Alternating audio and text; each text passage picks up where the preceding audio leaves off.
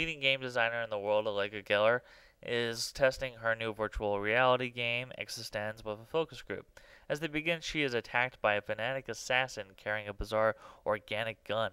She flees with a young marketing trainee, Ted Peichel, who is suddenly assigned as her bodyguard. Unfortunately, her pod, an organic gaming device that contains the only copy of the eXistenZ game program, is damaged. To inspect it, she talks Ted into accepting a game support in his own body so he can play the game with her. The events leading up to this and the resulting game lead the pair on a strange adventure where reality and their actions are impossible to determine from either their own or the game's perspective. As not to reveal too much about the narrative surprises throughout the film, I'll try to keep this relatively short.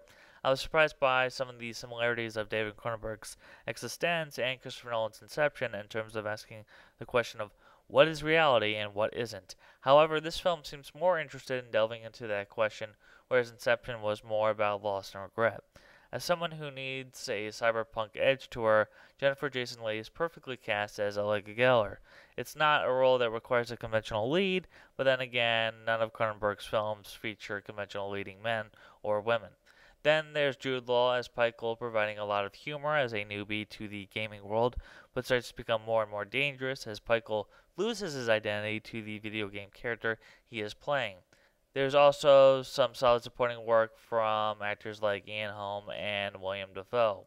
One of the things that always stands out for me in Cronenberg's films is his grotesque and practical makeup.